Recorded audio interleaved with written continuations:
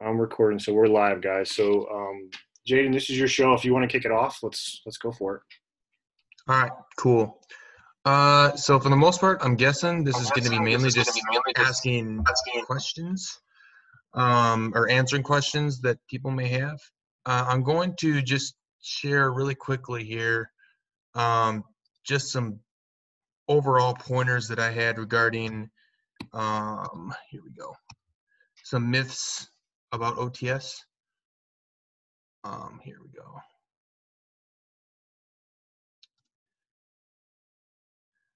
So here's some of the myths that you'll see regarding OTS that I've seen a lot of people ask about in the groups, and I thought it'd be good to put a couple of them down.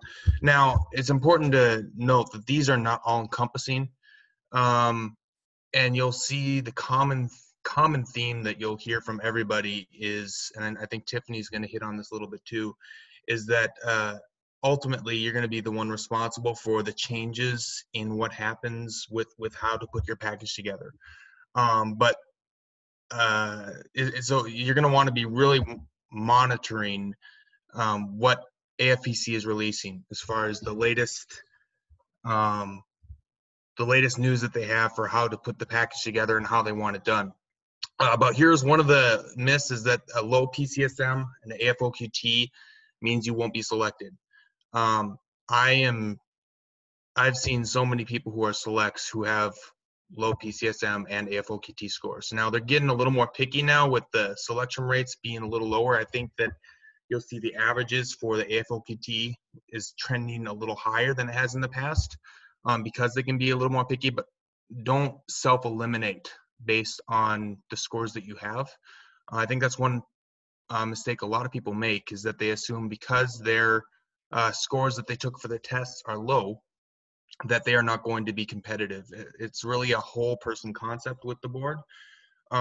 There's another myth that if you are a senior airman, A1C, or an airman coming from the active duty side, that you're not going to be competitive enough for an officer position. I know that there's at least 2 selects, myself included, from this last board who were selected for pilot, and we were both senior airmen at the time when we were selected. So that is, and actually when I did my interview with my commander, he told me that he didn't think I was going to be competitive for the board because I had only been in the Air Force a couple years at that point. And if I had listened to what he had said and hadn't done my research, I could have believed him. And that's where, go to my third point, is that your commander or the other officers that you know are not going to know exactly what the board is looking for in a package. Don't self-eliminate based on the experience that you've heard about from other people. Always can put in an application. Yeah, that's the 4 things that I would say are pretty big that I see a lot of people worried about that they don't actually necessarily have to be worried about. Now, the things that you should do going on the other side of that is that you really should study for the AFOQT and TBAS. I would say at least a month before you take those tests. And there's a lot of study materials that you can find online. You can find a lot of study materials at your base library if you're active duty. That's what I did, is I went to the library and I grabbed a couple books, 2 different curriculum, and I studied the AFOQT. And I should have taken a little more time to study it than I did, but I would recommend at least a month. Many people study for it longer than that. If you're weak in one area of your package, as you start putting it together and looking at the guide, that's okay. Try to raise your scores in other areas to compensate for your weak areas. I kind of view it as like your GPA in the college class.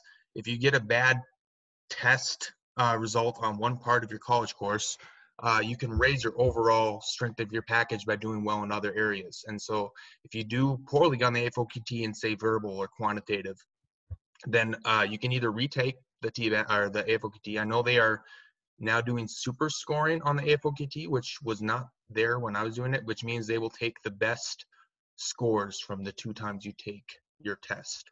And then that's actually a cool feature, because they used to just take whatever's the most recent score.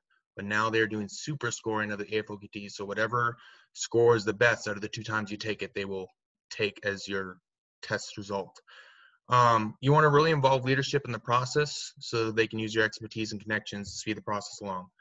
Um, the people who have been the most helpful for me have been my leadership, because they were the ones who were able to tell me how to do the routing and stuff. If you try to do this whole package on your own without consulting other people, you're probably going to miss something that would have been important. So make sure you're involving leadership, because you also need their support for getting a good LOR. Many people ask about flying hours. Uh, I think I had 2 or 3 flying hours. I was a pilot select from OT01, and I think I have 3 flying hours. Again, this is going back to the low score. I had an average PCSM score, and I was picked up for pilot. I had a 37 for after taking the TBAS and doing my AFOQT. I had a 37 for a PCSM score, which is pretty much dead average for the board before mine. And I think I spent some money to get 3 more hours, and it bumped up to, I think, a 42. Was that money the reason why I got selected? Those extra hours? I honestly don't think so. I think it wouldn't have made that much a difference. Maybe later Sierra could weigh in on. I know she was a senior airman pilot select as well, and she can maybe go over a little what she did for her package. But and then this is the final thing, and I mentioned this before, make sure you're up to date on the most accurate information. This process changes pretty much every board. Between my board and Sean's board, the '04 board and my board, they had a whole new application process, and I'm being told that they're probably going to be releasing another guide even after the one we just did. So take what we're saying with a grain of salt and use it as general guidelines, but not the gospel truth that this is how you put together a package, because there is no cookie cutter way of making a package, because they change the standards every time. So that's what I have for now, and then I'll just chip in later if I feel the need. So I think Zach had a couple before we get to Tiffany. Zach had a couple things. He had said that he had talked to some people from his base Hey, who yeah. had looked into it. Yeah. I went around and talked to a few of the OG commanders and our OG chief, and he's the one who primarily does all the interviews for selects or for applicants coming through, and they kind of vet the packages before they allow them to get sent up out of Joint Base Elmendorf, at least in Alaska. And they all said the same thing that Jaden said. They're like, the biggest thing is don't self-eliminate. If your leadership's telling you one thing, as long as you're following the guide, you're in the right, and stick with that. So you need to be the expert, and look to other applicants for guidance there as well. But what they said, a big part for getting either stratted out of your command chain for like a push statement or something like that on your package, or just having a good letter of rec in general, is crushing the interview portion, if that's how your leadership chooses to do it. That's how they do it up here, at least. And he said the people who constantly did well had a few things in common. One of which, they're not looking for right or wrong answers when they ask you, why do you want to be an officer, and things like that. What they're looking for is the ability to effectively communicate your thoughts, and that's one of the key things officers are going to have to do. And so have answers to some of these common questions in the back of your head, like what was an example of when you applied leadership? What's your greatest accomplishment? Why do you want to be an officer? Things like that. You can find a lot of these interview question examples online, not just for the military, but for the civilian sector as well. So be prepared for the interview, more so than just showing up and saying, hey, can you review my package? Another thing that the chief said is, if you have your application as complete as possible and print it out, get it in a binder, have it in the order that's required for submission, just basically going above and beyond and being prepared and showing that you're serious about this application and you're doing the legwork beforehand before you're bothering leadership at that level. He said that goes a long way. However, it did shoot some people in the foot. He said, don't go off half-cocked, and make sure that you have attention to detail. The parts of the application you have filled out are done correctly. You had someone proofread it. You went through the grammar and stuff like that.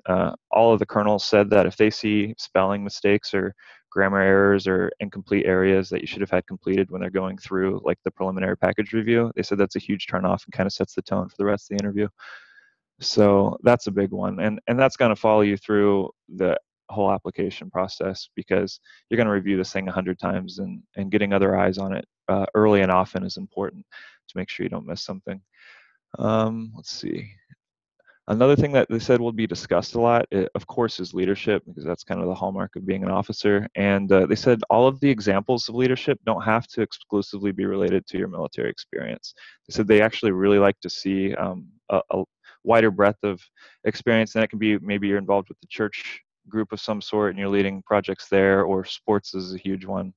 And so you can kind of think outside the box when it comes to that. And whenever you're discussing your experiences, it doesn't have to only be related to your time in the military. And of course, that's good for the civilian guys as well.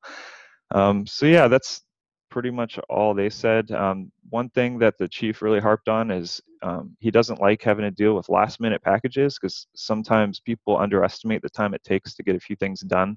Like the turnaround time for routing up the request for the letter of rec could take weeks. Taking the AFOQT, say you are waiting until the last minute, there have been tests canceled up here, so don't get stuck unable to apply because you didn't take the AFOQT as early as you maybe could have. So just try not to wait till the last minute for some of this stuff, because the turnaround time is totally out of your hands for a lot of these things. And so getting it done sooner and having your package put together and reviewed a few weeks before the board will go a long way. Because I'm pretty sure for ours, Jaden, they bumped up the due date pretty soon, and I know I was scrambling there at the end. So that's all I got. Cool. Tiffany, do you have a couple things that you wanted to highlight too? Yeah, now that my audio is working, I can hear you guys. I actually want to say something about what Zach was saying with submitting your package and how long it takes. So another thing is just keep following up. I found out that I submitted my letter of recommendation and it never left my OIC's desk, like until a friend that was applying with me at the wing was like, hey, your package isn't at the wing yet. Didn't you submit it months ago? And like stupid me, busy with COVID, I just didn't follow up, and then found out that, yeah, it was sitting at the desk. So just make sure you guys are following up with it as well. And I did the same thing with my leadership. I made sure all of them knew. I met with my squadron, my wing, and my group commander, just to make sure, putting a face to the package. And I think that helped a lot. But I'll pull up my slides that I had. If I can screen share here. Just some quick tips. I didn't want to do a lot because it's kind of self-explanatory. So let me move my guy here. Oh, Lord. So some of us selects, we were talking in a group chat, and really the main thing is just reading that guide and following it to a T, because there are a lot of people that you'll see that don't really look into the guide when they have a question, which is okay, because we'll all help in those Facebook pages. But really, the guide is kind of like the Bible to me. I feel like it's probably how all the other selects feel. You can't read it enough, because I think I learned something new every day, especially with the one that just came out in June, and the dramatic change of the 01 board to the 04 board. And we were all freaking out. We're like, what is this new thing? So you really want to make sure you know that guide front to back. And also, when your leadership is asking you about the package, you want to make sure you know the criteria and the answers that they ask. So you want to make sure you know that. And then I put for the next guide, just make sure you read it again thoroughly, because you'll see those small details of changes. And luckily, like in the Facebook groups, where everyone's pretty good about it, and they'll post, hey, did you guys see this thing? But you can't just rely on everyone to help. So just make sure you guys are looking at that new guide that comes out, and hopefully it's not, right before the board comes out, or the board board date, like it was this last board. But yeah, just make sure you guys are looking at the guide. So the big changes from the 01 to the 04, I don't know if you guys have been looking at packages from previous selects, but you'll see that the biggest change is the active duty line officer application.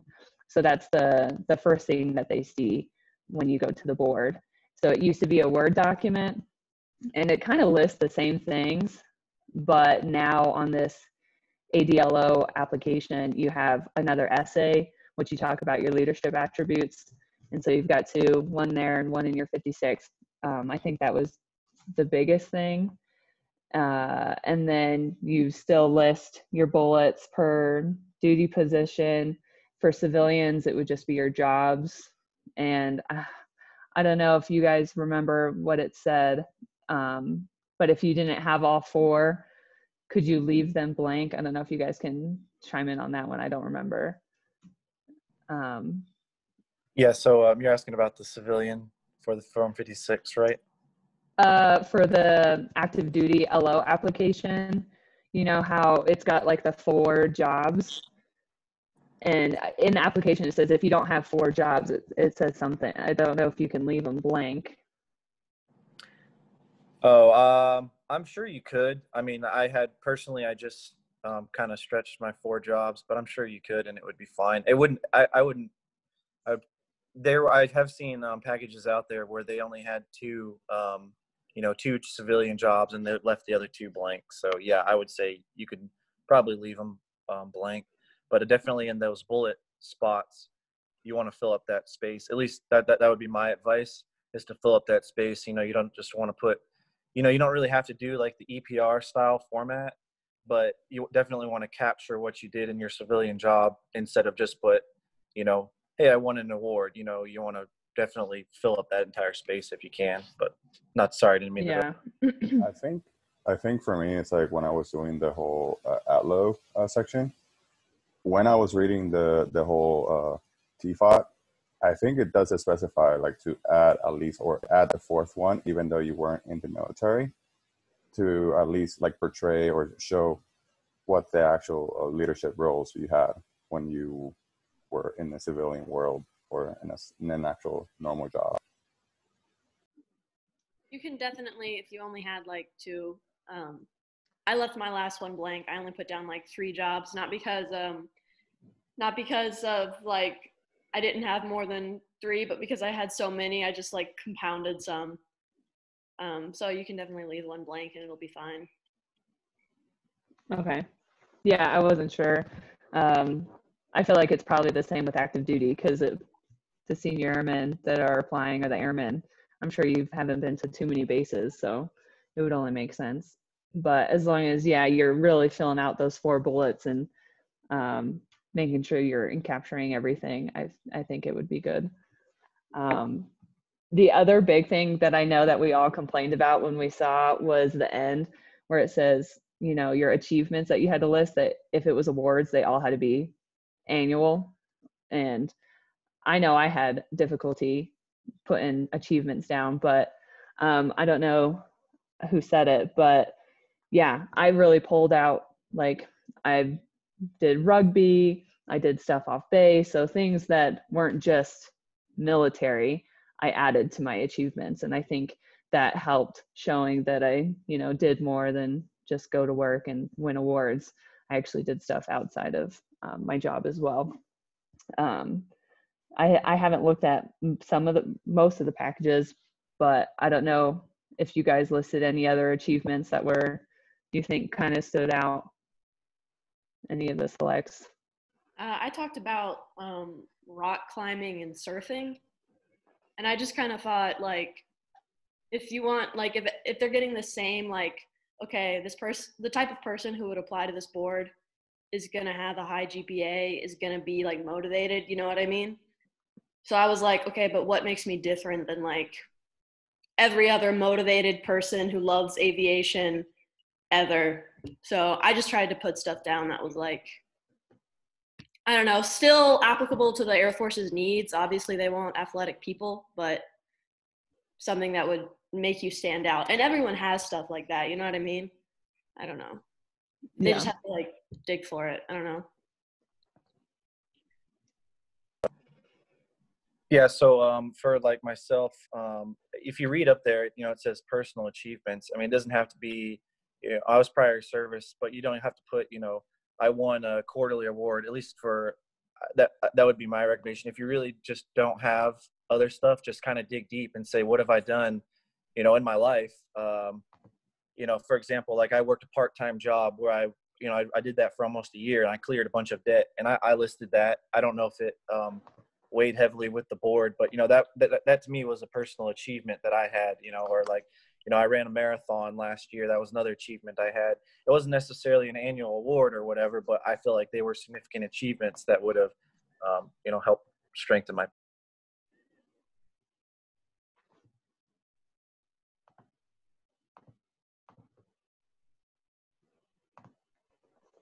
Awesome.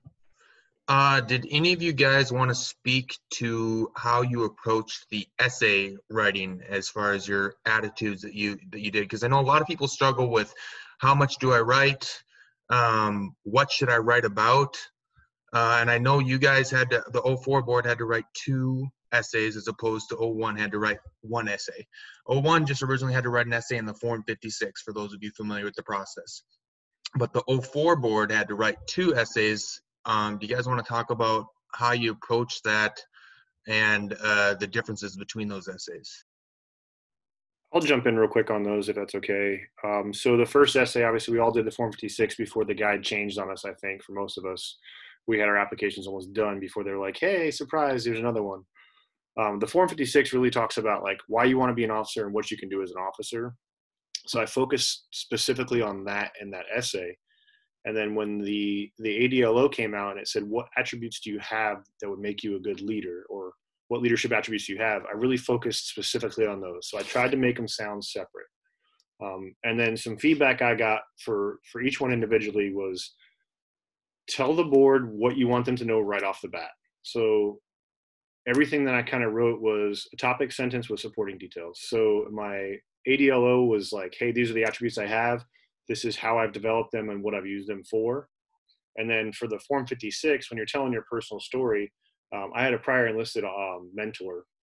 She's a sea officer, not rated, but she read over my stuff and kind of gave me some pointers. And she was like, tug on the heartstrings of the board. So I had a personal story in there that kind of like talked about how my dad passed away when I was young, but he had wanted me to be a flyer. So I kind of took that and expanded on a little bit, and then talked about some of the leadership stuff that I would do as well. And then at the end, again, closing statements kind of summed everything up. And that was the 2 different essays I did to make them sound separate. Nice. That's great. I know something that a lot of the guys who got picked up, who I had talked to, had a common theme, is they said they mentioned the change in scope of responsibility. If you were prior enlisted, this is a pretty big one, or I'm sure this would work as a civilian as well. It's kind of making a nod to the fact that, okay, yeah, you know, I have leadership roles now and all these things, and here's an example of it, you know, like Sean said, and then making a nod to, as an officer, I feel like my scope will be expanded. I'll be able to make a greater influence, and here's what I plan to do with that. And that was something that across the board, it looks like people in leadership positions like to see. Yeah. I think also speaking to the civilian side, because I'm a civilian select, if you can try and mention things like refer to the Air Force's key values, refer to their motto, refer to things that like you guys as like active duty people like know by heart. But if as a civilian you can show that you already have like a familiarness with what the Air Force is about, you know, above just like looking at above just filling out the application. Like if you can drop stuff like I want to help us accomplish the ultimate mission of fly, fight, win, referring to like the main key values and stuff. I mean, that's what I mostly did in the attributes section. I tried to highlight that all of your key values, I believe I also have, basically. Just because, like, I don't know, I guess for you guys, it is just so inherent, like, you know it so well. But for a civilian, if you can, like, show that effort already, that you're already trying to learn, I think that'll be helpful. one quick addition on that from a civilian side as well. When you're applying for any of those reserves or the active, the degree in STEM helps a lot. In fact, there are some specialized position for that. So if someone is pursuing their degree and still deciding whether they should go for a BA in English versus BS in nuclear engineering or in any kind of engineering, think about that. That'll help you a long way, irrespective of whether you go with active Air Force or if you stay in that civilian Air Force as well. There is some specific job opportunities there. So yeah, that degree will take you far far compared to the other degree. And GPAs also really don't matter. I mean, I'm not saying you should have like 2.2 and expect that you're gonna get selected, but they do give some leeways. I think 2.8 and up is good enough for STEM. It's also worth noting that you have a different application process for the STEM boards than you do for these rated and non-rated. STEM degrees generally going to be going towards the non-rated career fields. However, I believe last I heard there was still a rolling board for all the STEM degrees where they would regularly, Tim, maybe you know a little more about that. I see nodding your head, but they do regular, they regularly look at people. Needed. Right. So they always need civil engineering people, the aeronautical engineering. Those are positions that are hard for the Air Force to get. I do not have a STEM degree. I have a bachelor's in communication, and I got picked up for pilot. So go figure. Just your degree is not limiting necessarily, but like he was saying, if you want a better chance of getting in, and you're trying to choose your college major, I would say a STEM career field is actually going to increase your chances for sure. Yeah, and you can get a hold of the Air Force Officer Classification Directory and look at that section. And it'll tell you what's going to make you more marketable for every career field, rated, non-rated, the STEM ones included. They're in there. I'll link it back to Zach's comment. I'm going to take it back to the narratives. How we started this conversation was he mentioned talking about expanding your scope. I've seen a lot of applicants. Some people have shot me their applications after the fact just to review. They were non-select, so they're thinking about applying. For the active duty, a lot of them say, oh, I want to make my airmen better. I want to help mentor my airmen as an officer. The one thing I did do that he mentioned was I changed it from mentoring enlisted on my side, on the east side, to being able to mentor the officers as well with the experience. So that's something you can bring those, I mean, for me, 18 years of experience over to the O side and mentor laterally and upward too. So. Hey, I'm noticing a comment in the chat about recruiters. I was going to kind of speak on that if you don't mind. Yeah, so I've seen a lot on the Facebooks. People have trouble with recruiters. This is strictly speaking civilian coming in.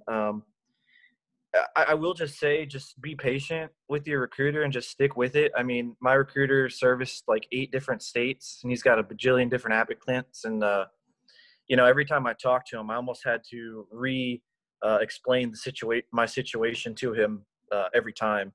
And it's just the nature of the game, right? And I would just say, just try to set yourself up for success. Every time my recruiter contacted me, I was trying to be one step ahead of the game with him, as far as I kind of did a lot of research on my own, talked to a lot of other officers and selected and stuff, and just kind of learned the process. And then that way, whenever they asked for stuff, I was ready. Like I know you need an interview, so I started preparing myself for interview. I started reading prior interview guides. Once your recruiter does send you those guides, because it's very similar to active duty. I mean, the process is almost mirrors it. Just there's minor few differences, but when you get that guide, really learn it front to back and I mean, part of that's that process too. They want people who are dedicated and trying to apply themselves. They weed out a lot of people who are not very serious. And part of it too is you kind of have to bug your recruiter as well. I mean, I constantly had to text or call and just say, hey, what's the next step? What's the next process? And I fully believe that if I hadn't done that, I wouldn't have been selected if I hadn't applied myself. So if that kind of answers your question about recruiters, if you have a specific instance or whatever, you can, message me. But I have other civilians kind of experienced the same thing that I had, or? Yeah, as Nolan was saying, a quick addition to that, it's better to go and schedule your AFOQT on your own. You can do that if you're staying in the perimeter of a reserve unit or ROTC. That helps. Come with your AFOQT scores, know exactly where you are as far as physically, health goes, and then you should be able to basically get back to them and answer all their questions, because A, it's really difficult to get hold of them, and B, as you're saying, when you get hold of them, they tend to forget because they're covering such a vast area. So the more dedicated and the more prepared you are for this whole process, the better it is going to be for you as an applicant. Yeah, I mean, recruiters, you also have to remember their main priority is their selects too. Like as soon as you get select, he was just explaining this to me the other day, like, okay, then all of a sudden the flight physical is a priority, getting them through is a priority, blah, blah, blah. So, I mean, you also have to keep that in mind too, that like you're not even like their top priority necessarily. Overall, the theme that I've seen is that persistence is one thing, and you need to be ultimately understanding that the recruiter may be the one putting your package together, but it is up to you to take the initiative to make sure that you have all the that you're taking steps ahead of them, that you're being the one who's taking the initiative, because the people who I've seen get selected on both civilian and active duty sides are the ones who took the initiative and didn't wait for other people to do it for them. I had someone message me asking, do any of the selects in here have a graduate degree? I can speak to that. Yeah. So I saw the comment down the bottom. I didn't have to really, because there was questions about average AFOQT scores. The graduate degree doesn't matter to get in, other than making the whole airman concept. I know you talked about that in the beginning. Was if you have average AFOQT scores, it doesn't matter. If you make the minimum, you qualify. Don't self-eliminate. I think you use the word compensate, or just kind of round out your package. Add that master's degree in. It does come into play if your bachelor's is below the GPA, because with a master's you can get over that hump too. That's in the guide. But yeah, I have my master's. I've had it for about 2 years, and it just made it a well-rounded package. It made the whole airman concept looks, you're continuing to better yourself and progress and not stop. And I think that helps. Just a quick addition to that. And again, I'm speaking about engineering positions because I have a graduate degree. Your experience requirement, that can be waived. For a bachelor's, they would typically ask for like bachelor's plus 4 years of experience if you're not coming from the ROTC path and just coming from the civilian side. If you have a master's, which in this case I did, but I also had an experience, so that was really not an issue.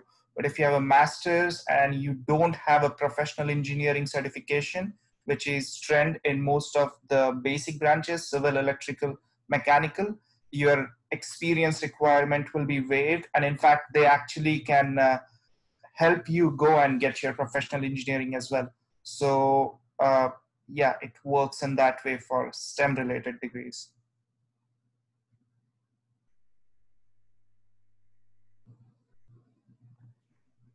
I do want to touch on the degree portion. So I know when I applied, I felt like I wasn't going to get picked up because I was applying with a 1413. I hadn't even like finished my bachelor's yet. So for people that may think that's an issue, don't, because I know there's a few selects from the 04 that applied with 1413s and hadn't finished their bachelor's yet. Yeah, I see Tim. So yeah, don't, like Jaden was saying, don't self-eliminate, just put in your package, because if you're that whole airman concept and you look like you're going to be a good officer and you haven't finished your degree yet, it doesn't matter. It's about your package as a whole, so don't worry about that. The I, quick I remember point. seeing Oh, something go ahead. about. Oh, sorry. Didn't we talk I over was you? just going to say real quick before we press on from the 1413. I was in a weird position, and I don't know if anyone else will see this come up, where I finished classes in August, and I thought I was done, and I applied to the board in October. But you have to have, if your degree isn't conferred yet, you still have to fill out the 1413, even if you don't have any more classes to take. And so the form will look silly because you'll get it stamped by the registrar at your school, and all it says is there are no more required classes, even though the form is to show which classes are required. So if your degree isn't conferred yet, you do still have to fill out the 1413, even if you're done with classes.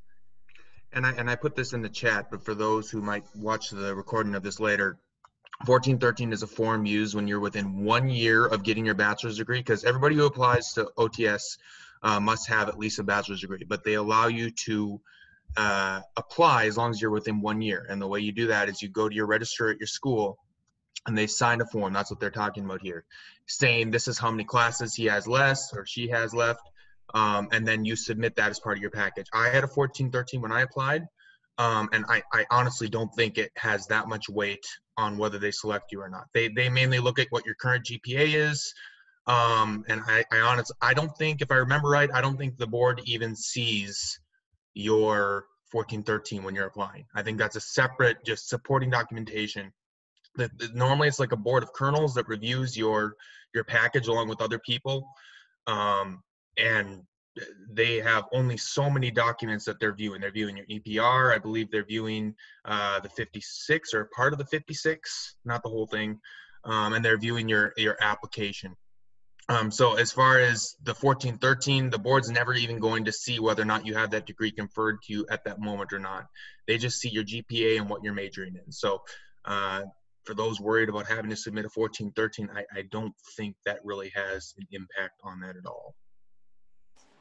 Just a quick addition on that, and I'm not 100% cognizant of how the active duty process works for the selection, but what I know, it's basically you create a package and then you send it to the board. You don't really get to see them in person.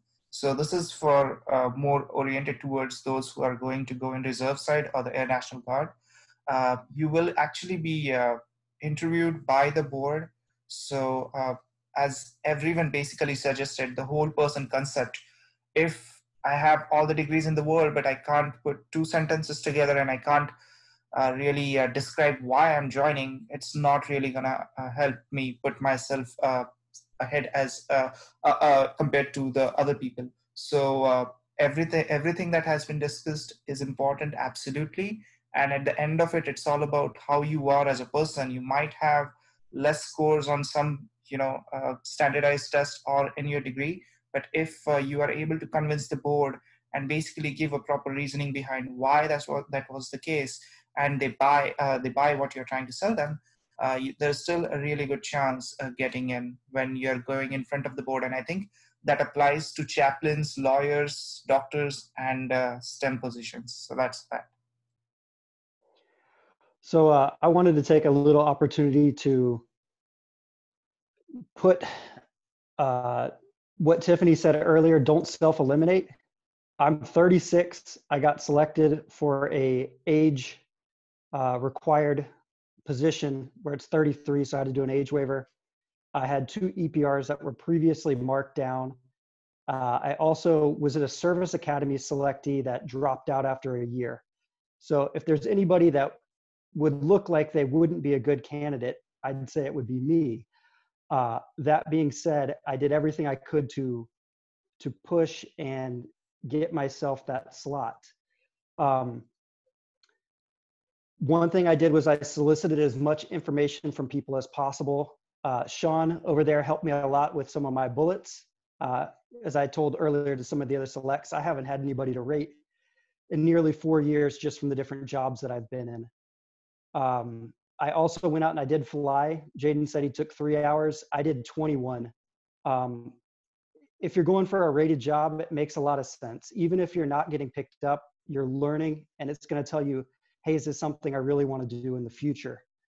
I did not study as well as I should have with the AFOQT, but I still did pretty well, so I was fortunate with that. My package is on the page if anybody wants to see it. I also did not fill the spaces on my narratives. I tried to get to the point and really show what my skills and where I had previously failed, you know, like dropping out of a service academy where I'd learned from that and kind of moved past it. But, so if I may yeah. quickly continue on yours, Tim, I had countless people tell me, hey, you have unused space here, fill it out in every single portion of it. And from my first application in 1901, I think it was, to now, there was probably 2 paragraphs worth of space, just space, left open. Because in my opinion, like, as long as you can get to the point of why you should be selected over this person, that person, and you're not wasting the board's time by saying, oh, well, I cleaned this ribbon rack for this general because it really inspired me to go be an officer. Like, I don't care. Why are you Absolutely. the best one? Why do you deserve it? And if you can say that in 7 words when you have 10, and save time and take time to make other portions of your package look a lot better, in my opinion, that can literally make or break certain, I guess, areas of it. I want to add to that really quick. I'm going to show you guys something on my screen here. This is the results from the feedback from the last board, 20OT04, and this was posted on the portal. And they go over just the things that they looked at, and this is rather generic at the top. You know, they looked at general aptitude scores and GPA, FOQT, but I want to look at the very bottom here, and you'll see that it shows that there were 580 applications, and they selected 115 people, and you can see the average scores. And these average scores for the AFOQT were a little higher than normal. But what I want you to look at is they had a 20% selection rate for 580 applicants. They only selected 115, and that includes civilians. If a board, and this is me doing the math that I did, if a board takes 40 hours in a week to review all these packages, and they are working 8-hour days, and they have to review 580 packages, they only get 4.13 minutes per package. And this is going to what Tony was saying, is that some people say you need to fill out every single aspect of your package. If you are filling out a package with a whole bunch of things, if your package reads like an EPR where you're having to try to mangle through the acronyms and try to understand what this package is saying, and you have 3 colonels who have never seen, like I'm a firefighter, they don't know half of the acronyms that I'm using for my package when I talk about things that I've done. So if I am trying to communicate to people who don't know my job in a 4-minute time period who I am as a person, and I fill up every single space with acronyms, it's going to get lost. And I'm not going to stick out as much as someone who writes a very succinct, clear package about who they are, what they do in plain English. Like I said, if this is a 4.13 minutes per package working 8-hour days, and people complain about EPR season anyway with having to review EPRs. Can you imagine having 580 to do in a week? It's just insane. So you need to boil down your package to be very clear. And when I did my paragraph, I did not, my essay, I didn't use all the space. I didn't. And I had people saying I should use all that space. And my thought process was, I want to communicate who I am in the shortest period of time possible. So that's just something I would throw out there. That's kind of what I was getting at with discussing the 2 narratives, is tell them right off the bat, first, second sentence in your narratives, to tell them what they want to hear. So for the leadership attributes, I think it was my first sentence. I was like, these are the attributes I have. And then I kind of got into it and made it, because they're going to, like you said, they're short time. They're scanning it. They're not reading it. So make it so that you can scan through it and get those nuggets that they're looking for. Somebody put in the comment, it's just like the senior NCO boards. You're absolutely correct. How they tell us on the active duty side how to write your EPRs is strongest is the beginning and the end, and then the rest of it just kind of fills the middle. So your beginning and end, you should tell them what they want to hear and kind of sum up on the end. So if they're going to scan it, they're going to get lost, and it's going to go gray in the middle, and then they'll see what they want at the beginning and they'll see what they want at the end. And the other stuff, if you want to put filler in there, is filler. And On that note, sorry. No, Go ahead. we can talk to each other. Go ahead, man. If it's any consolation, so since 1901, since I was a non-select, only put pilot down, I've probably reviewed upwards of 20 to 25 different like pilot select, WISA select, whatever select you want to put on there, packages. And the one thing I noticed that was most interesting that went from my last one to my most recent one was the simplicity, but it was also super interesting. I've reviewed most of the packages that you guys have put, like of the selects that have been put into the group. And I noticed I did something a little bit differently than you, and I'm not sure if it made a difference or whatnot, but on the first, like literally the first question of the application profile, where it says like, what leadership things do you have that would make you a good officer? I noticed a lot of people put like sliced and different business ones in there. I literally just put words and tried to make it as succinct as possible. Like, hey, ownership, transparency, communication, just simple stuff like that. Like trying to have the board with 4.13, if it's even that much time that they actually have to look at it, simplicity is king, like absolutely king. And I've seen that across all of the other packages that I've reviewed. And there was one dude, I want to say on the 1901 board, that his personal statement was quite literally, I believe that my record shows that I'm a hard worker. And the dude had been for maybe 3.5 years, staff sergeant select and stuff. And it was maybe 6 lines in total, pilot select. So, yeah.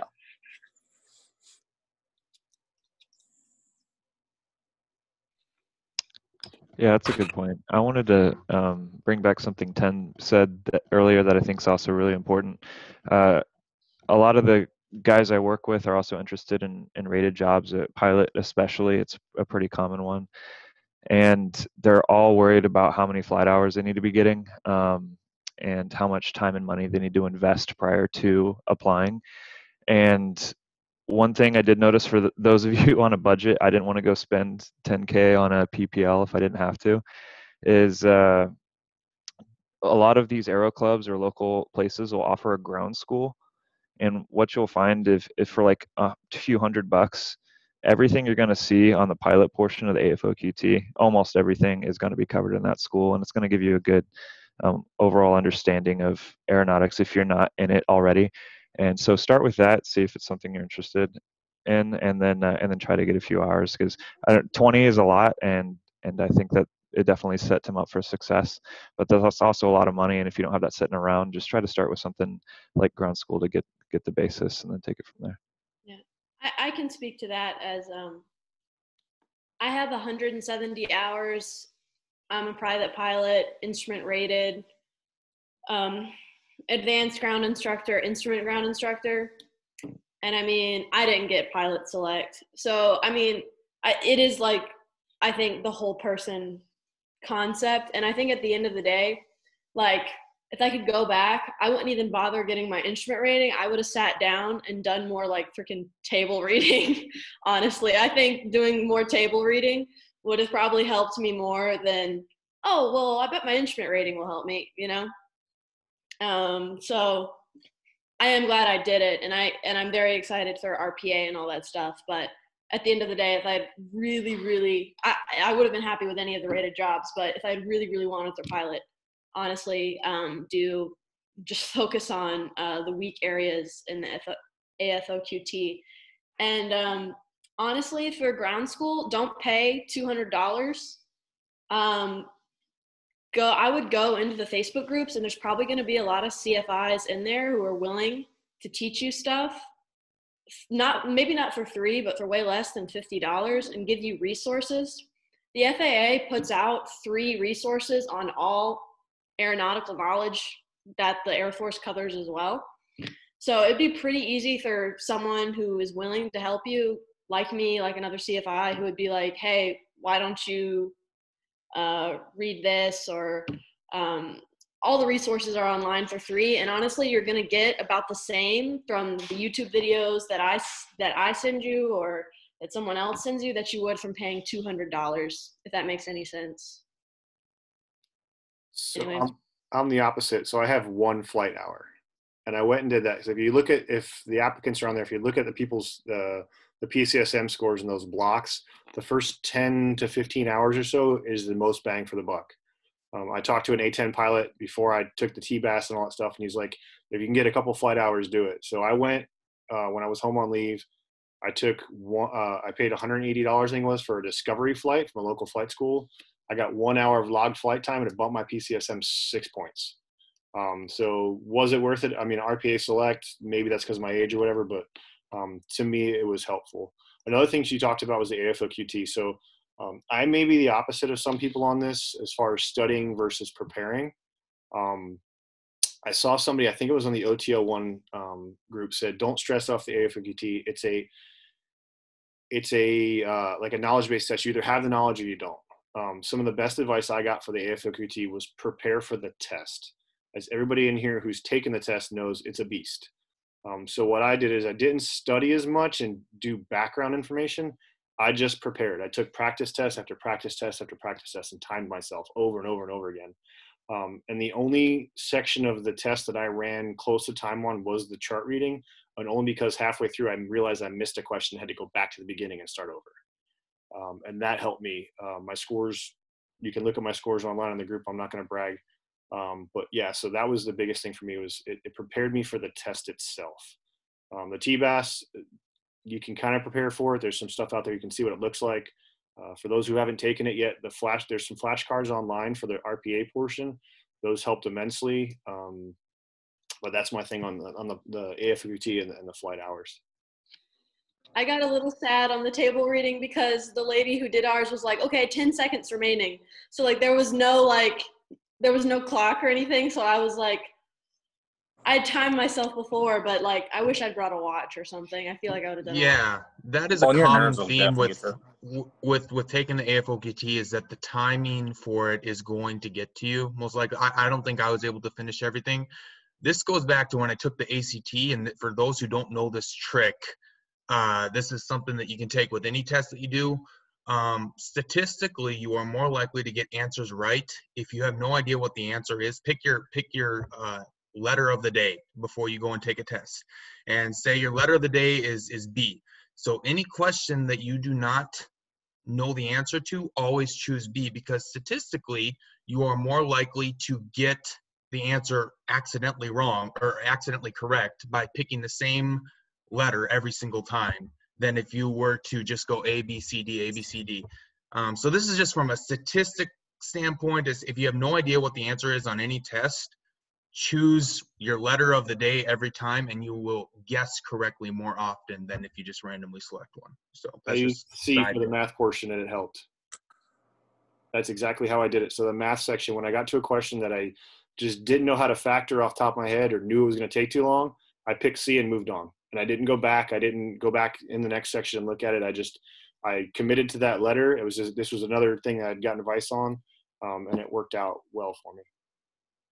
So going back to the flight hours real quick. I know everybody and their mom is going to have a question about, should I get 2,000 flight hours? Should I get 0 flight hours? I had 148.9 and wanted to get 150, didn't cross that mark, whatever. Do I think that truly and genuinely is what got me a pilot slot? Not at all.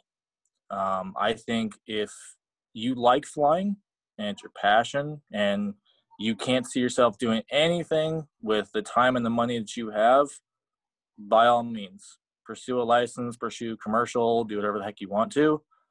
But at the end of the day, there is going to be something on your package that can be improved in the time that you would be flying if you're flying just to get that Pixum score a little bit higher.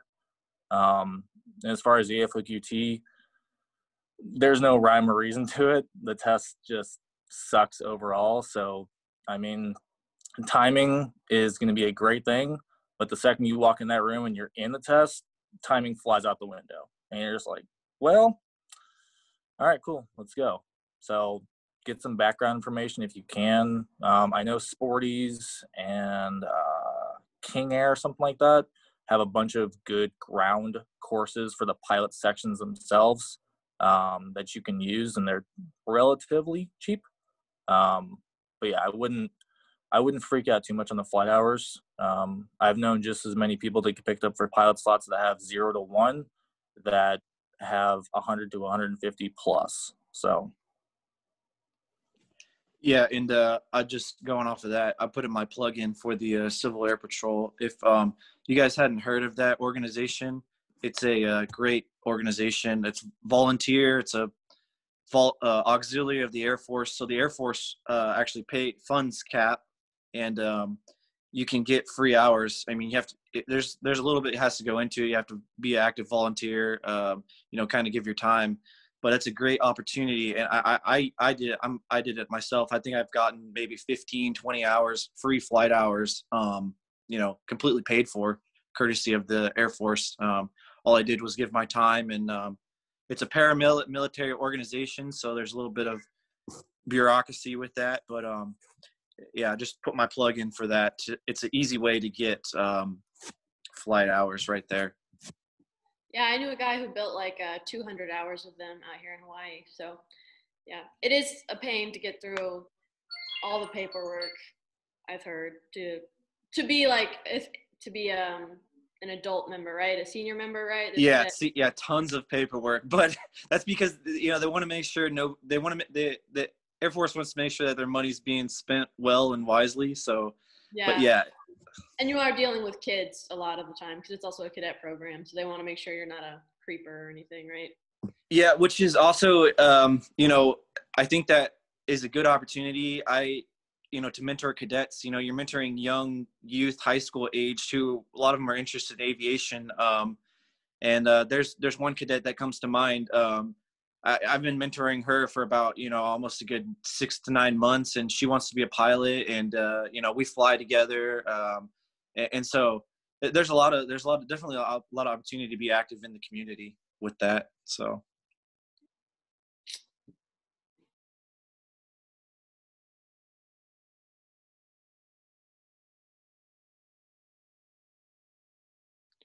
Anybody else have any other questions or things they want to add to it? I can come in and offer my hope to the low-ranking, low flight hour people. I was a senior airman with less than 3 years in. Yeah, less than 3 years in when I put in my application. I had 0 flight hours. I'd flown twice, so I knew that I liked it, but they weren't appropriately logged or whatever, so I had nothing to actually submit. So my PICSIM was 35. I think, Jaden, you said yours was 37. Nothing exceptionally remarkable about either one of those. But yeah, don't self-eliminate like everyone's been saying. Rank. Does it matter if you know how to promote yourself, really? You need to be able to have good writing on your application because, like everyone's saying, they're reviewing your application in a matter of minutes. There's only a few things you can do that are going to help you stand out. I had the weird situation of applying for both rated and non-rated, with non-rated as my first choice. So about a week before results come out, I had like 6 missed phone calls from Texas. And I was like, I don't know anyone in San Antonio, but the military's in San Antonio, right? So I called this number back, and it was like, hi, I'm Colonel so-and-so. We're looking at your package. We like it. But you put here that you wanted to be non-rated first. Why? And I was like, I don't know. Like, I've worked in the flying community. I'm a physiology technician. We train pilots, but I really didn't have a good answer for the guy. I don't think anything I said on that phone call swayed him either way. He was like, well, I also see here that you put CISO as your number 1 for rated. How'd you feel about being a pilot? And I was like, you know what, sir, at this point, I'm not saying no to anything. Yes. Yes. Thank you. Yes. Thank you. And then he hung up the phone. And basically at that point, I figured I'd gotten it, but nothing was official. So the next week when results finally came out, I wanted to ask about AFSC preferences. I've heard the boards really focus on the first and second. Did you select find this to be true? I mean, I might be the weird one here because no, my first choice was. I wouldn't expect a call from the board if you're selected. I don't think that's a normal thing. No, I really, That'd be like, for the awesome, life of me, I don't know why it happened. I don't know what on my package, if anything, led them to do that, but it was pretty cool. And I wish I remembered the colonel's name. So one day, if I meet him- listed, how many did you list on your package, Sierra? Did you list all 4 rated positions as being willing, or just sizzle? No, I had just pilot and CISO, and then Okay. 3 non-rated positions first. And I had all 4 listed on mine, and pilot was my number 1, and I honestly didn't think I was going to get it because I'd seen such low selection rates. I think in the board in 19 OT01, I believe they selected 20 pilots that board out of 200 people. 87% overall. Yeah, there was an insane selection rate for the board before mine. So I assumed that that trend was going to continue for OT01, and I think it was 26% that they selected. And then it went down even further for 04. So the applications that are selected definitely go with the needs of the Air Force. The priorities that they have for officers go Air Force Academy number 1, and then they go ROTC for number 2, and then OTS gets the scraps left over. So OTS is just a filler, so the selection rate is going to change according to what the Air Force needs. And with COVID hitting, I think that the retention issue that the Air Force was having with rated positions was, at least for now, fixed, is what I've heard. I don't know how true that is. And that's why the selection rates are a little lower right now. But once the airline industry starts ramping back up again and military pilots start going into those civilian roles, it wouldn't surprise me if selection rates go up again in the future. So keep putting in packages and expectation, because 2 boards ago was 87% selection rate for rated positions, and just insane. And then it went down to 26% for mine, and I don't remember what the selection rate was for 04. I should have looked. Like 20, something like that. Yeah, 20, yeah. 7 total from the active duty side. So it was. So, real quick. Does anybody have any questions? I don't want to gloss over something or rehash something that's already been discussed, but does anybody have any questions about personal statements specifically? Because I feel like I have a little bit of input on that might be able to help, but I don't know if we've already covered that. So we did have one question on the side from Noah, is about talking about interviews, and I kind of took a note on that. We talked about it briefly, but didn't. Really, the 2 things I put was prepare for the interview. If you can, I know our National Guard member, he said he had to do an in-person interview. Most of the active duty have to do one for your stratification statement. I had to sit down with the 1-star here, the wing commander. Get to know your interviewer. I went and read his bio beforehand. Turns out we went to the same college for my bachelor's, his master's, so connect with it. And I think that helped a little bit, made it a little bit more comfortable in the room. And then it goes to the old mantra from the military side, is your interview starts when you get out of your car in the parking lot. So just be prepared for it, get in that mindset, and go from there. And I think that applies for both the active duty and the civilian side, if you do have to do an interview on the civilian side. Yeah, I think it's crazy because I never met my 1-star. Like, it's pretty wild.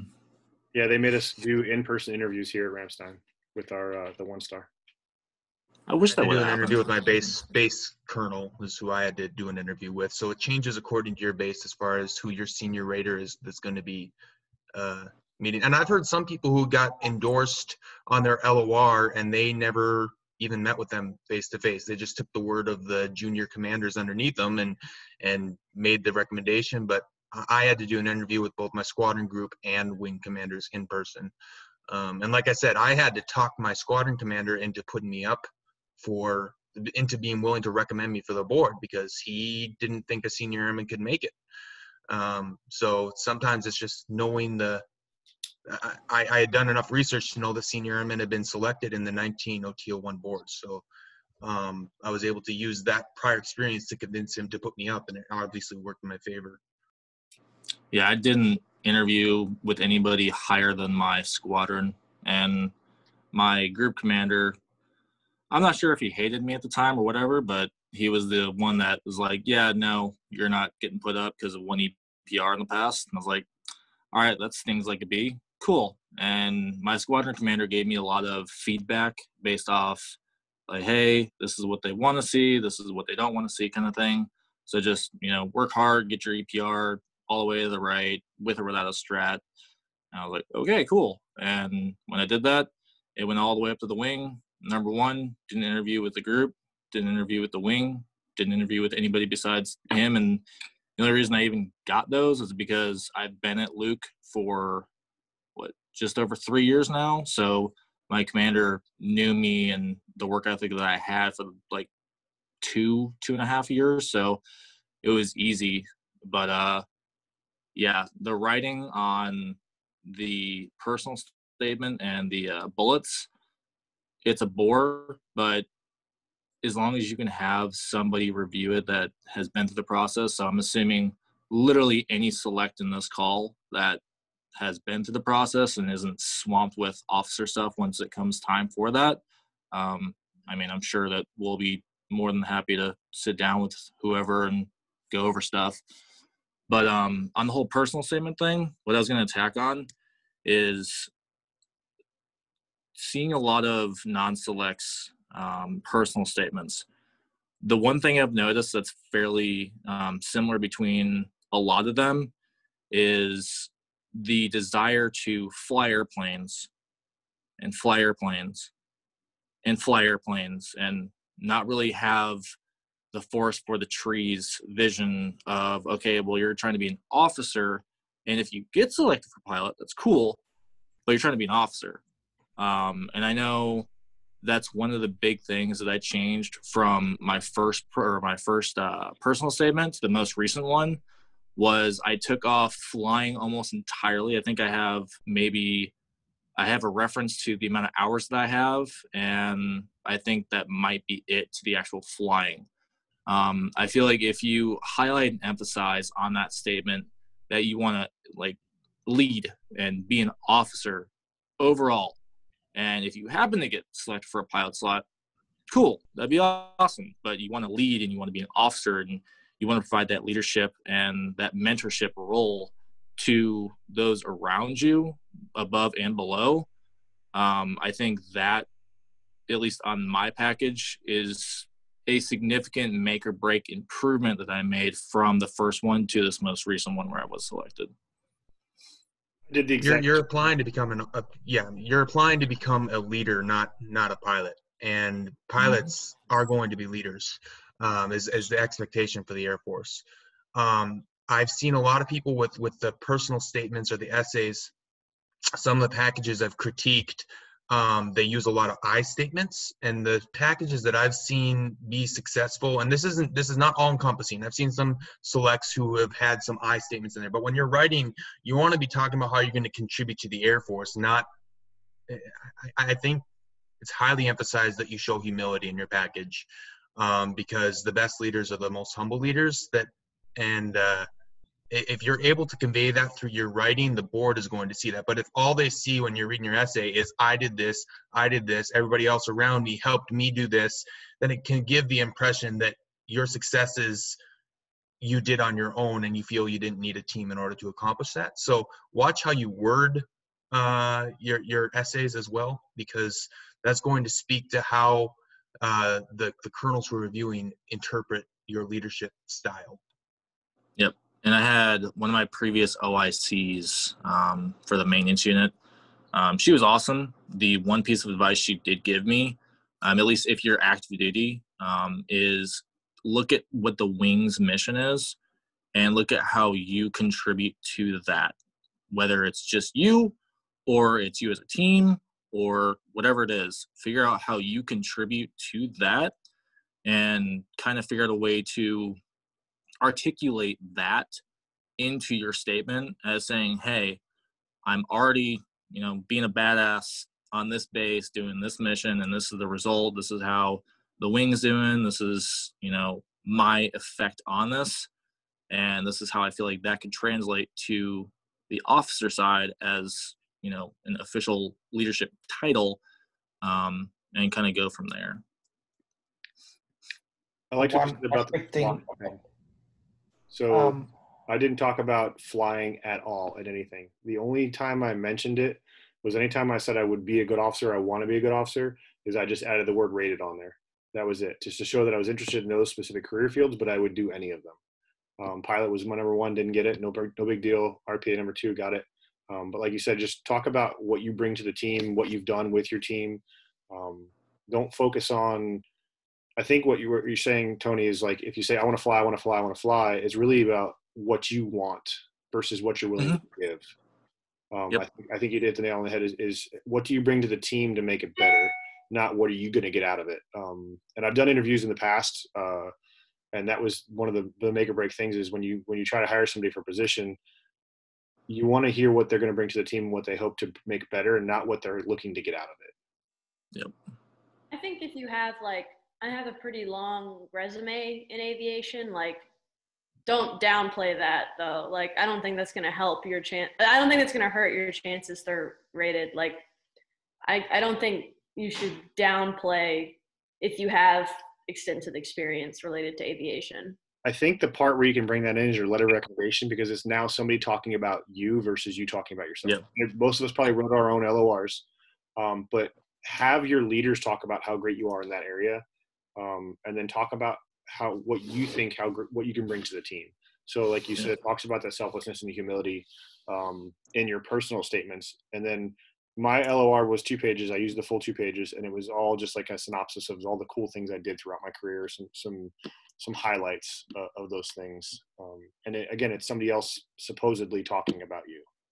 Yeah, I had 2 people I flew with, one a CFI, one a retired Air Force colonel who's a family friend, write my LORs, and both of them obviously had flown with me. So that was definitely helpful too. I'm curious. No, out of the selects, how many of you were stratted number 1 at the wing? I was. All right. So this is a little bit of advice that you can take. I come from a very small base in Grand Forks, North Dakota. I think we only have around 2,500 people on the base, and it was not a very coordinated effort by my base does not deal with a lot of OTS applicants, right? So most people were unfamiliar with the process, and I don't think there were that many people who were actually applying for that in the first place. So this is a little cheat that I did, that I had to write my own LOR, and I figured I would. And I just put at the end of my LOR, he's the Senior Airman Anderson is the number 1 select in my group, or some. I just put that in there. And I assumed that if they disagreed with that, they would change it. And they signed it just as it was. And so I didn't know how many people were applying for my wing. I didn't know how many people were going to be, if there were even other applicants at all. So I didn't ask and go up to the wing going, how many people do you have and where do you rate me? I just assumed that I would be the best one and that they would change that if they saw fit. And so take that for what, I didn't say he's the number 1. So I just said he's the number 1 select in my group. And so that's a little tip that you could maybe do, is that if they disagree with where you strat, or your wing is really big into stratting, then maybe you can haggle with your command over where you rank, I guess. But overall, I've seen people get picked up with mid strats and they weren't even stratted number 1. So don't put too much stock into where you strat, because it's more about the whole person concept. You're right. And also, go ahead, Tony. Sorry. I also want to emphasize too, just because even if you don't get number 1, like Jaden was saying, this was a historically small selection. Does not mean that next board isn't going to be 92% and people number 1 through number 30 aren't going to get picked up. Yeah, the number 1 strat, it can help to a certain extent, but there's plenty of number 1s on this board that didn't get picked up. And I've seen their packages, and I'm blown away by why they didn't. So it is literally just contingent on the board itself as to what matters. And you won't know that, but yeah, you can argue for a number 1 all day, but at the end of the day, it depends on how big the board is and how many they select as to if the strats really matter or not. And I saw a question in the chat for civilians. I wanted to address that. It's kind of asking about LORs and retired versus active duty. My 2 cents, I would probably, this is just me speculating, I would probably say an active duty, pilot or whatever would probably hold more significant weight than like a retired lieutenant colonel.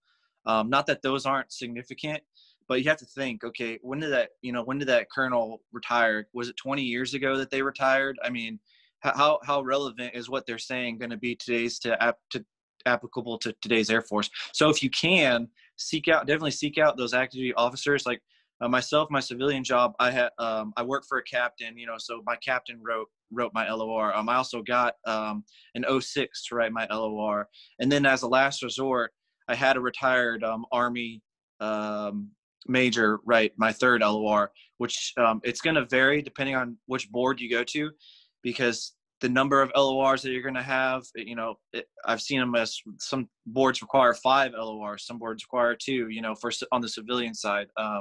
So it's going to change. And then I was even looking at the Space Force board.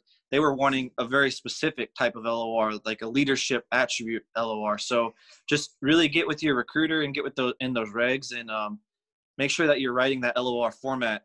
And, make sure it's dated, make sure it's got and because the big thing is you're going to be writing your own LOR. I mean, period blank. I mean, or at least you should be. Write what you want to say, coordinate with those people, and then have them make their edits. And then if you can, sit down with them. That's my best advice. Don't try to do this over phone or email. Try to get in their office. I got on the colonel's calendar and just sat down with them. As a civilian, getting into active duty colonel, it was pretty difficult, but I got it done. So that'd be my advice to civilians for LORs. And LORs, you have to understand too, if you're relying on someone else who doesn't know you to write a good assessment of who you are as a person, then you're not going to have a strong LOR. Because my colonel at my base didn't know who I was, and neither did my group commander. So my group commander, she was technically the one who wrote my LOR, but I was the one who wrote that for her, and then she just tweaked it based off of her interview with me. So that's why when people say you're going to be writing your own letter of recommendation, that's because you're going to be the one who can. It's a little hard to brag about yourself in a letter, but you need to do so in an honest, intelligent way that communicates. And I think overall you'll see a theme here is that writing skills are important, grammar is important, and how you communicate to other people on paper is going to interpret how they perceive you. So do not gloss over the importance of good writing, and if you're not a good writer, have someone else who is critique it for you. And also to second down kind of on that in a way, first time I applied, I wrote both my LOR and my personal statement kind of in conjunction with each other. And I can definitely tell you they sounded basically identical to each other. I didn't catch it. My commander, unfortunately, didn't catch it at the time.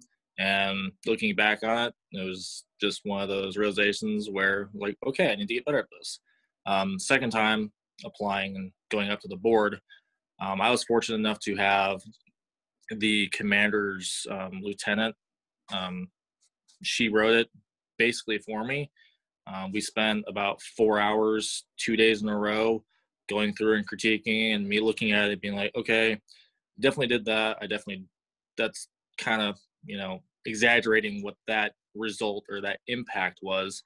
But when you're going through it, try your hardest to have somebody else write it, because somebody else writing about you is going to obviously have a different impact. But if you can't do that and you have to write it yourself, look at your personal statement and look at all your other statements, and then look at your LOR and make sure that they are highlighting different portions of your package and different portions of your leadership style, techniques, and abilities, and don't fall into the same trap that I fell into the first time I applied, which was having 2 completely different sections quite literally say the same thing, just 3 different words here and there. Yeah, just a quick hack about that, because even in civilian side, you have to do that. It's better to be proactive about this, and instead of writing it on one day, where I'm sitting on a day and writing 3 different LORs, if you're doing it on your own, do it on a different day so that you're again seeing it the next day and thinking, oh, okay, this is not really making sense and I should be changing it. So if you're writing 3 different LORs, write it on a 3 different days, and make sure at least 2 to 3 different people actually look at it after you write that. So that way they can point it out before it goes to the person who is ultimately going to sign that.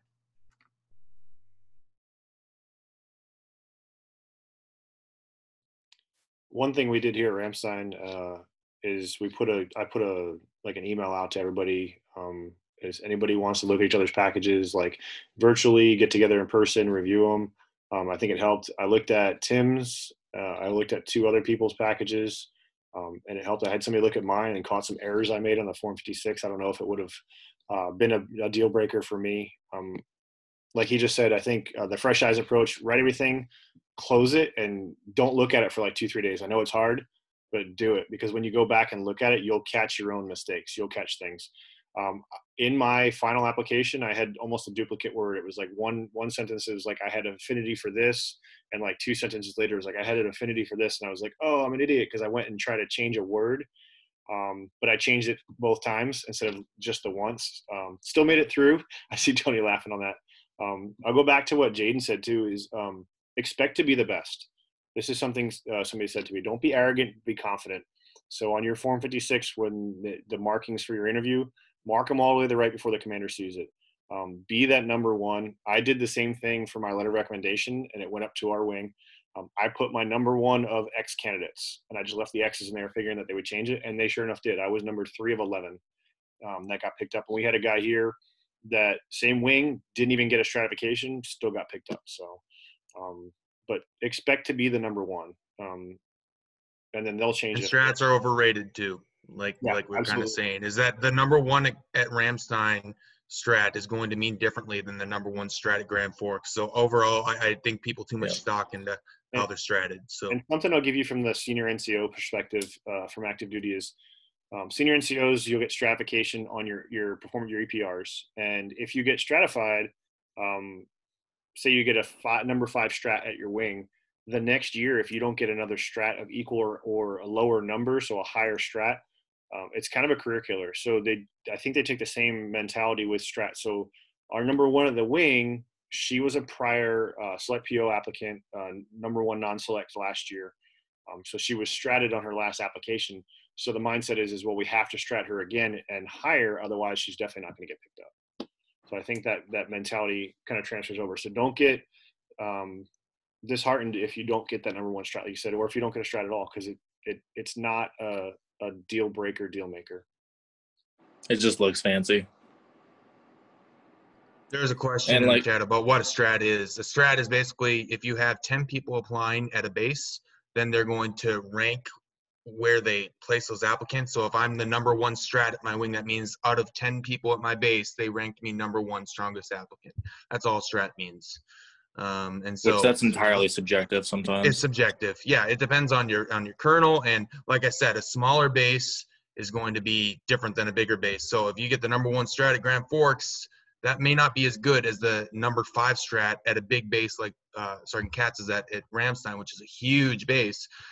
So it's going to measure differently as far as strength. So that's why I think the strats are honestly a little overrated. And going back to real quick to what something Sean said about reviewing and reviewing and reviewing and reviewing. First time I applied, I was in a back office off the flight line, so the only thing I had was time, and had time to look over my package 10,000 times, making sure every dot's dotted and every T's crossed and all that stuff. And the thing I did differently this time is, yes, I went back probably 5 or 6 times and reread and then reread some more and then sent it off to a couple people like, hey, what do you think of these edits or something like that. But at the same time, you don't want to go back so many times that you're correcting what you've already corrected and possibly even correct something that was fine the way it is. Like, have a solid base, have a solid understanding of what you're trying to communicate across, send it to people, review, but then once you feel confident as where it's at, call it good.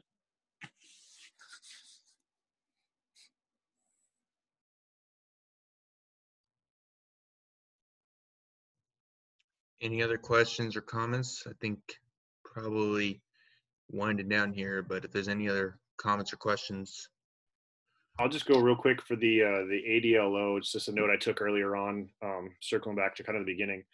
For those of you for the active duty side, on your bullets on those four job things, I've reviewed some packages and I've caught, so like that one packet is what the board sees, and they're going to see those four jobs, and then they're going to see the backs of your EPRs for your last, I think it was 4 EPRs.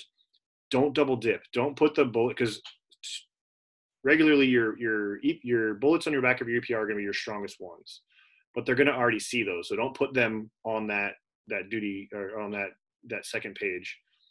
Pick some solid like duty bullets from the front of your EPR, from your duties and responsibilities section, that kind of gives you a broad span of control. And then pick the hard hitting bullets from the fronts of those EPRs, because they'll see them, but it's only if they ask to see them. It's in a separate packet now. So try to get as much on that application and on your EPR. So don't put the same thing twice, because they're going to see it and they're going to be like, oh, okay, I already saw this. Is that, are you talking about, is that for prior enlisted? It is for the prior enlisted side. So the EPRs are your annual performance reports. Oh, okay. So that for us, they see the backs of them, which are like the strongest bullets, and then they're going to see the same bullets somewhere else. It's not worth it. It's double dipping. Gotcha. Also, one more thing that I'm going to highlight on, because I was very, very confused about this when I started this whole application thing, at least on the new application profile. And I talked to Chief Lynch about this, I want to say probably a month before, everything was actually applied and done, about the whole significant achievements and personal, professional, whatever the heck. I was talking to him, I was just saying, does it have to be an annual? Does it have to be like, oh, you were the king man of, USAFE level, dog catching for the quarter or whatever the heck? And the thing he told me, and the thing that I kind of took away from what he said, was if it is significant to you in your package and your career, put it down. If being coined by a group commander is something that's significant to you because you worked your butt off this month and you earned that coin and you went all out, hoorah, put it down. It doesn't have to be an annual level thing. Like, I have a monthly thing that I did a lot of politicking and a lot of work to get, and I was proud. I was like, yeah, I did that. It's not an annual, but it looks good. It made me happy, so why not? So don't necessarily limit yourself, because there is one package, one non-select, that I think he was tech or a master or something like that, and he had like 3 or 4 quarterlies, and it's like, that needs to be in like your significant achievements and stuff, and you need to highlight that. And unfortunately he did, and I don't know if that made or broke anything, but I mean, it can be something as simple as a coin, or as simple as a quarterly, or as advanced as, like I said, King Dog of the Year or whatever the heck. So yeah, you're referencing, I heard you reference Chief Lynch. The reason why he's referencing Chief Lynch was he was at AFR, I think it was AFRC. He was the one in charge of the OTS package, or the guide that came out for OT01. And if you guys are not a part of a Facebook group for your specific board, then you are missing out on all the information, because for my board, that was huge. It was what helped me be able to have updates in real time from the source itself as to what they were looking for, because there was a lot of contradictions in the guide for my board, and he cleared it up. Now he's no longer at AFRS, but he was very helpful. So if you haven't joined the Facebook group already, just type it in the search bar for the board you're applying to, and chances are you'll find it. So join all the groups. I joined the OT01 from your board. I joined the 04. I've joined the next board to help out wherever I can. So yeah, go to all the boards, look at all the applications that were picked up, read through all the questions, because they'll probably be answered there. Yes, it's the same for me. I haven't applied for any board yet at all, but I'm on virtually every Facebook page for any board in the past that I could possibly get my hands on. Because, and I mean, the biggest thing is just the same as from this entire Zoom meeting that you guys got going on here is all those past Facebook pages. There are lots of people on every single one of them that have posted their redacted packages. And Use the search bar. Yeah, absolutely. Use the search bar, because chances are if you have a question, it's probably been asked in the past. So if you use the search bar in the most recent board, you'll get a lot of information.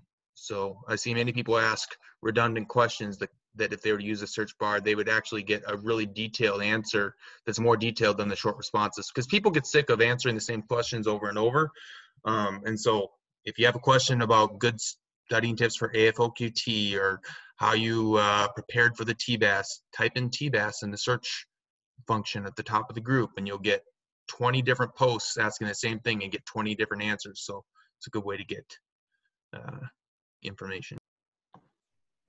I wanted to actually I have to log off soon, but I was going to touch on this person's question about the 56. I wanted to say something earlier. I don't know. I haven't seen any packages of anyone picked up of anyone not being marked all the way to the right. I don't know the selects here. Were you guys all marked to the right? You could just yeah, okay. So that's what I thought. My thing is that I've told all the people that have wanted to apply and asked me for feedback is if you don't get marked all the way to the right, ask for feedback from that commander and then get another interview. So give it some time, work on yourself or your career, how to build your package a little better, and then try to redo it. Because I haven't seen anyone personally picked up that wasn't marked all the way to the right. Because if you've got thousands of applicants and everyone's marked to the right, and then you got someone that's right here, that's probably that one little factor that they might not, that might bump you down. So I've always said, yeah, get that feedback, do what you can to change and become a better leader to where they want to mark you all the way to the right, and then reassess. So cool. Well, we're rated about an hour and a half, which I think is about good. If you guys have any questions, I've seen some people have put their emails down in the chat. I put my email down there. It's just jaden.anderson@usaf.mil. Otherwise, if you saw the posting in the OTS forum, you can always send me a personal message on Facebook, because that's how a lot of people have gotten a hold of me too. So I know all these guys have been willing to review packages too. I've had quite a few people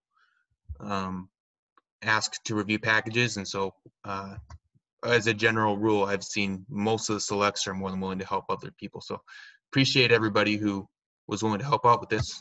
Hopefully the information was good, and then certain cats I think recorded this as well, so we could watch it over again if you needed to. So thank you guys. If you have any other questions, just feel free to send an email or a Facebook message. So that was going to be my question, Sean. I know you're recording this. Is there somewhere? Are you going to post this video on the Facebook page somehow, or where is this going to be available to everybody else? You're muted. Thanks. I'll get with Jaden after this, and we'll try to spam it out as much as possible to whoever wants to see it. Sounds good. All right. Thanks, guys. Appreciate it. We'll end it here.